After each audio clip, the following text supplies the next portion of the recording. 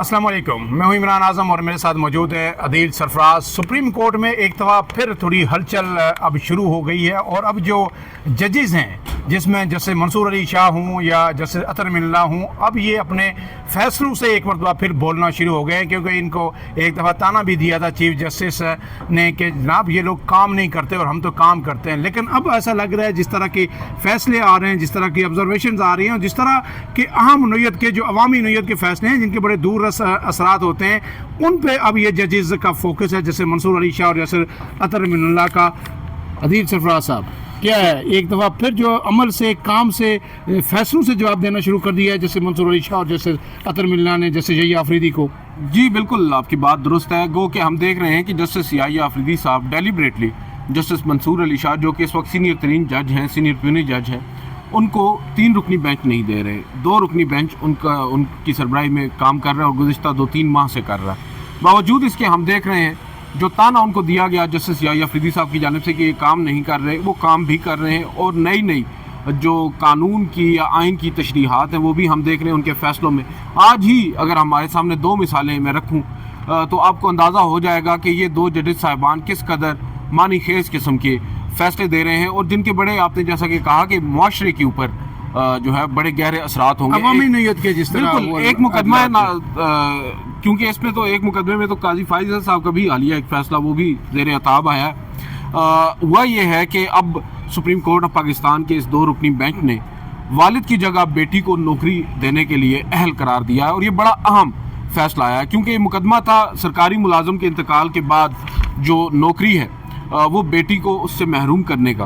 और इस मुकदमे की समाअत के दौरान जो एडवोकेट जनरल है खैबर पख्तूनख्वा के, उन्होंने साबिक चीफ जस्टिस काजी फाइज ईसा साहब के फैसले पर इन्हिसार किया और कहा कि उन्होंने जो फैसला दिया था गुज़िश्ता साल 2024 में, बिल्कुल अभी रिसेंटली उन्होंने फैसला दिया था रिटायरमेंट से कुछ दिन कबल, उसके मुताबिक सरकारी मुलाजिम के बच्चों को नौकरियां तरजीही बुनियादों पर नहीं दी जा सकती।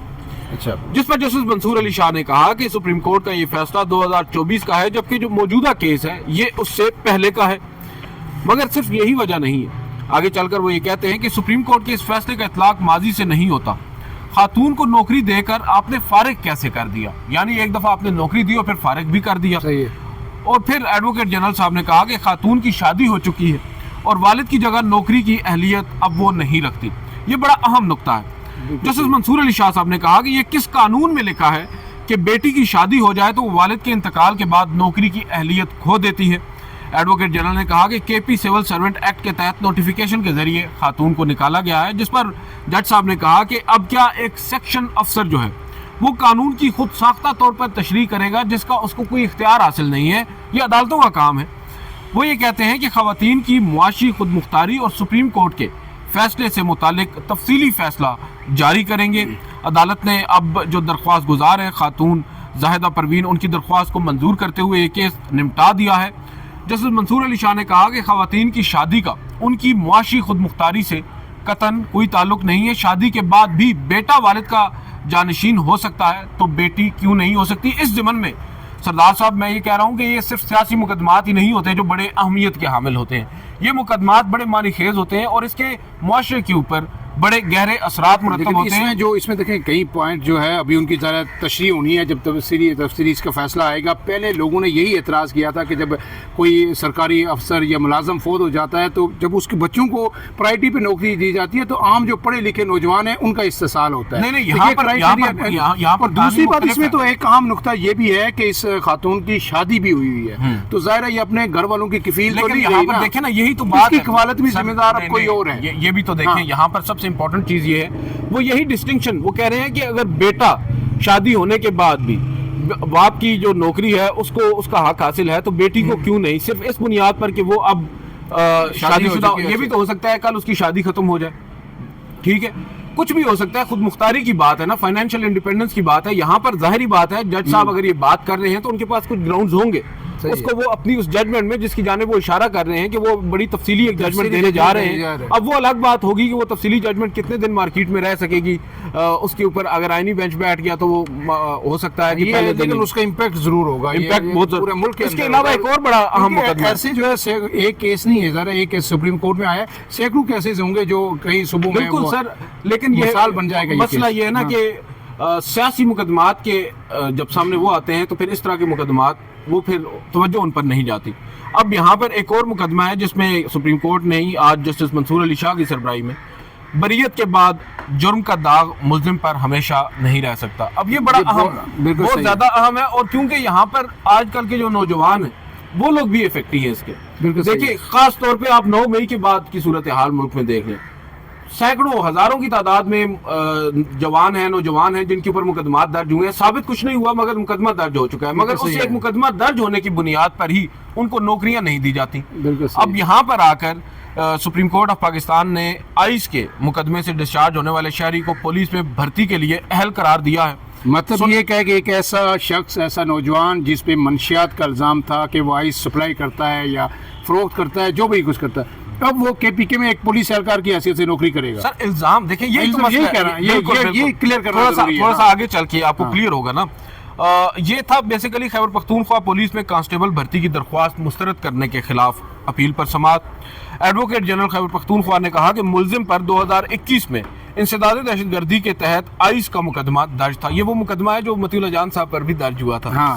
اور وہ یہ کہتے ہیں کہ ملزم کا کردار ایسا نہیں کہ اس کو پولیس میں بھرتی کیا جا سکے, جس پر جسٹس منصور علی شاہ نے استفسار کیا کہ درخواست گزار نے نوکری کے لیے 2023 میں درخواست دی تو اس کا کردار کیسے خراب ہو گیا. ایڈوکیٹ جنرل نے کہا کہ درخواست گزار پر فوجداری مقدمہ تھا, ایسے میں پولیس رولز کے تحت اچھا کردار نہیں رہتا. جسٹس اطہر من اللہ نے کہا کہ جب ایک شخص مقدمے سے ڈسچارج ہو گیا تو کیا اس کی سزا اس کو ساری زندگی ملے گی. جسٹس منصور نے کہا کہ عجیب منطق ہے کہ کسی شخص پر الزام ثابت نہ ہو تب بھی اس کی اہلیت پر شک کیا جائے. اگر درخواست گزار کا جرم اتنا ہی بڑا تھا تو آپ نے تفتیش کے مرحلے پر اس کو بری کیوں کیا. ایڈوکیٹ جنرل نے کہا کہ بری ہم نے نہیں کیا بلکہ پروسیکیوشن ڈپارٹمنٹ نے کیا. جسٹس اطہر من اللہ نے کہا کہ اگر کسی شخص پر جھوٹا مقدمہ بنے اور وہ بری ہو جائے تو کیا ساری زندگی اس کو سزا ملے گی. عدالت نے بہرحال جو درخواست گزار ہیں داور صاحب کانسٹیبل بھرتی کی ان کی درخواست اس کو منظور کر لیا ہے, اور درخواست گزار داور نے 2023 میں خیبر پختونخوا پولیس میں کانسٹیبل کے لیے اپلائی کیا تھا. اب آپ دیکھ لیں سر, یہ سینکڑوں کی تعداد میں, ہزاروں کی تعداد میں ایسے لوگ ہوتے ہیں. کسی مقدمے میں کسی شخص نے کسی کو موسٹلی ہمارے پیسے دے کر ایف آئی آر کاٹ دی جاتی ہے, بھلے ہی اس کو سزا نہ ہو مگر اس کا نام جب آ جائے, اس قانونی کارروائی کا حصہ بن جائے تو اس کو بلیک لسٹ کر دیا جاتا ہے. کئی نوکروں کے لیے جو کریکٹر سرٹیفکیٹ چاہیے ہوتا ہے پولیس سے, پھر اس کے بعد وہ بھی نہیں ملتا. تو یہ دیکھیں نا اس ضمن میں یہ کتنا اہم فیصلہ ہونے جا رہا ہے, اور میں یہ بات اس طرف لے کر اس وجہ سے آ رہا ہوں کہ ہماری سپریم کورٹ کے چیف جسٹس آف پاکستان جن کی رفاقت ہے جناب جسٹس منصور اور جسٹس اطہر من اللہ سے گزشتہ 40 سال سے, وہ ان پر یہ الزام لگاتے ہیں کہ یہ کام نہیں کرتے. وہ الگ بات ہے کہ ان 2 ججز صاحبان نے اپنا جواب بھی دیا ہے انڈائریکٹلی ہی ہمارے ایک سوال کے جواب میں. آپ ویب سائٹ دیکھ لیں, ہم نے ویب سائٹ کو دیکھا تو غالباً صرف ایک ججمنٹ تھی جسٹس یحییٰ آفریدی صاحب کی, دیگر ججز صاحبان کی کئی ججمنٹس ہیں, بالخصوص جسٹس منصور علی شاہ صاحب کی. اور آج پھر وہ انہیں اپنے فیصلوں کے ذریعے, جیسا کہ آپ نے انٹرو میں کہا, جواب دے رہے ہیں, بتا رہے ہیں کہ بھائی ہم تو اپنا کام کر رہے ہیں. آپ کو یاد ہوگا میں نے ایک موقع پر سوال کیا تھا جسٹس منصور علی شاہ صاحب سے کہ شہر اقتدار میں خبریں گردش کر رہی ہیں کہ آپ مستعفی ہونے کا سوچ رہے ہیں, تو انہوں نے اس کا جواب مجھے دیا تھا. انہوں نے کہا تھا کہ دیکھیں مستعفی ہونا بہت آسان ہوگا میرے لیے, لیکن میں سمجھتا ہوں کہ جو کام میں کرنے آیا ہوں میں وہ کام کروں, جتنا میں کر سکتا ہوں اتنا تو کروں, گھر میں بیٹھ کر تو میں کچھ نہیں کر سکتا. اب ان کا مطلب کیا تھا؟ ان کا مطلب یہ تھا کہ میرا یہاں پر آنے کا مقصد بطور جج صرف یہ تو نہیں ہے کہ میں پاکستان مسلم لیگ نون, پاکستان تحریک انصاف, پیپلز پارٹی کی مقدمات سنوں. میں نے تو انصاف کرنا ہے, قانون کی تشریح کرنی ہے, لوگوں کے جو اپیلیں ہیں, درخواستیں ہیں, ان کو نپٹانا ہے. تو وہ یہ کام کر رہے ہیں جو کہ ایک بڑی مناسب بات ہے, اور ہمیں اس کی ان کو تعریف بھی ان کی کرنی چاہیے کہ ججز صاحبان جو کام ان کو کرنا چاہیے وہ کر رہے ہیں. اور ایک جانب 26ویں آئینی ترمیم کے کچھ فوائد یہ بھی ہیں کہ اب ججز صاحبان کی نظر کرم کچھ ایسے مقدمات پر بھی آ رہی ہے جو طویل عرصہ سے توجہ حاصل نہیں کر پا رہے. آپ یہ کہنا چاہ رہے ہیں کہ منصور علی خان نے جو چیف جسٹس آف پاکستان نہیں بنے, جو ان کا منصور علی شاہ جو ان کا جو رائٹ تھا, اب اسے انہوں نے دل کو نہیں لگایا, تو وہ اپنا کام اپنا اسی طرح کرنے جا رہے ہیں جج کی حیثیت. بالکل, اور پاکستان میں یو نیور نو, کبھی بھی کچھ بھی ہو سکتا ہے, تو چیف جسٹس بننے کے بھی چانسز ختم نہیں ہوئے. اس کے علاوہ بھی آج ایک اور بڑی خبر ہے. جی وہ یہ ہے کہ آج سپریم کورٹ آف پاکستان میں, آپ کو یاد ہوگا, اسلام آباد ہائی کورٹ کے 5 ججز صاحبان نے ایک درخواست دائر کی تھی. وہ درخواست تھی اس ریپریزنٹیشن آرڈر کے خلاف جو جسٹس عامر فاروق صاحب اپنی ایلیویشن والے دن ہی جاری کر کے گئے تھے, اور انہوں نے یہ کہا تھا کہ جو ٹرانسفر کیا گیا ہے 3 ججز کو اور جو سینیارٹی کی لسٹ ترتیب دی گئی ہے نئی وہ درست ہے، بالکل درست. اس کو ان 5 ججز صاحبان نے سپریم کورٹ میں چیلنج کیا. اب آپ المیہ چیک کر لیں ہماری عدلیہ کا بے بسی کا کہ 5 اعلیٰ عدلیہ کے سرونگ ججز صاحبان بھی انصاف مانگ رہے ہیں مگر ابھی تک ان کو انصاف کیا ان کی درخواست سماعت کے لیے مقرر نہیں ہوئی. یہاں پر پھر ہم بات کرتے ہیں نا کہ یہی عدلیہ پھر کہتی ہے جسٹس ڈیلیڈ، جو ڈیلیڈ جسٹس ڈینائڈ.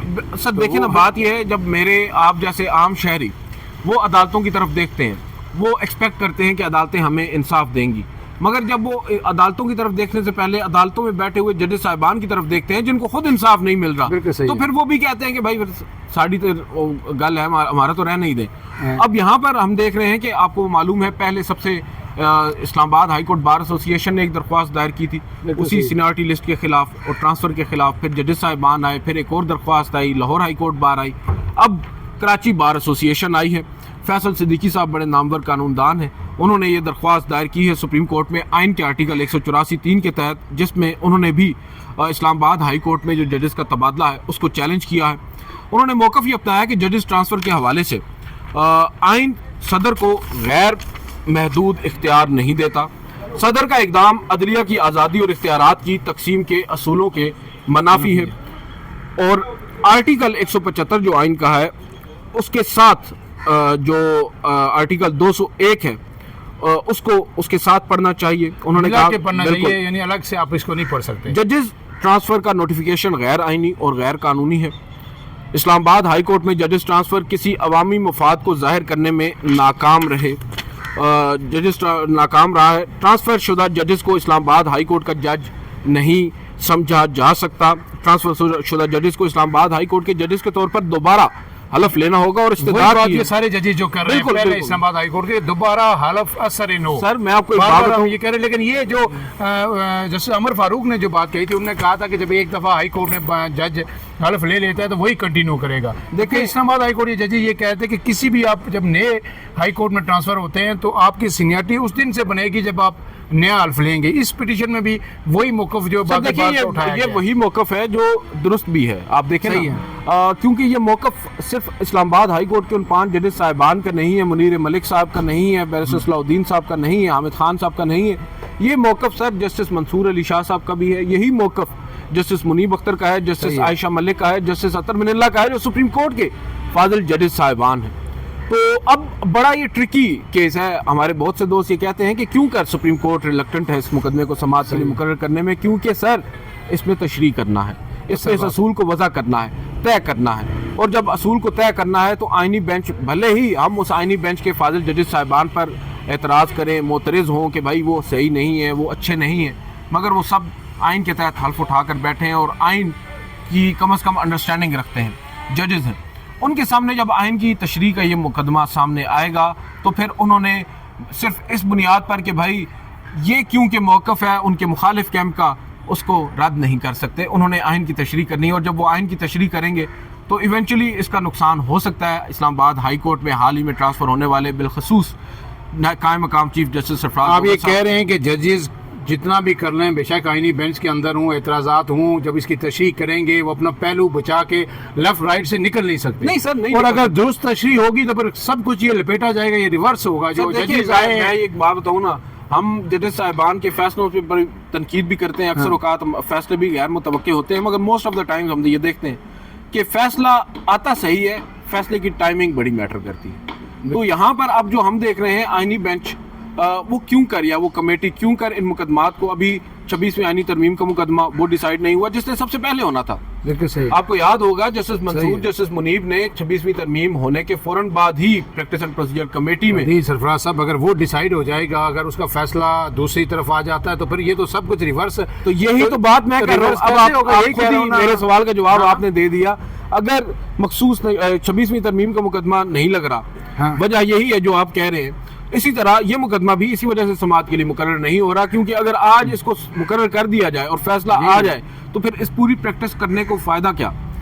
سرفراز ڈوگر صاحب کو جہاں سے یہ سب کچھ انیشیٹ ہوا تھا مجھے بتائیے کہ ابھی کیبنٹ میں ایکسٹینشن ہوئی ہے، جو لوگ رات 8 بجے راولپنڈی میں الیکشن ہار گئے تھے، اسلام آباد میں 8 بجے ان کے کیمپس میں لائٹیں بند ہو گئی تھی، اور نون لیگ کے یہ لوگ کہہ رہے تھے، یہ نہیں کہہ رہے تھے کہ ابھی نتیجہ آنا ہے ہم دیکھیں گے صبح تک، وہ صاف کہہ رہے تھے کہ ہم ہار گئے ہیں۔ وہ لوگ اب جھنڈیاں لگا کے پوری مری روڈ ان کے پوسٹر سے پینا فلیکس سے بھری ہوئی ہے کہ آپ کو وزارت کا حلف اٹھانے پہ مبارکباد پیش کرتے ہیں، وہ اٹھر بجاتے ہوئے گزر رہے ہیں۔ جو ہار گئے وہ جو ہے نا وزیر بن کے بیٹھے ہوئے، تو یہ سب کچھ کیا کہتے ہیں آپ، یہ ایسے اتنے آسانی سے واپس ریورس ہونے دیا جائے گا؟ یہی تو میں بات کر رہا ہوں کہ اب یہاں پر فیصلہ کیا ہوگا یہ امپورٹنٹ نہیں ہے، امپورٹنٹ یہ ہے کہ فیصلہ کب ہوگا یہ ابھی 2 سے 3 انتہائی اہم مقدمے۔ فوجی عدالتوں کا معاملہ بھلے ہی آپ دیکھ لیں، آپ فوجی عدالتوں کے کیس میں پبلک کو انٹرسٹ نہیں ہے، آپ ابھی یہاں پر ایک سروے کر لیں، آپ کے جو ناظرین ہیں ان میں سے کوئی بھی شخص انٹرسٹڈ نہیں ہوگا کہ اس میں کیا فیصلہ آئے گا، کیونکہ سر جو مقصد تھا وقتی طور پر وہ حاصل کر لیا گیا۔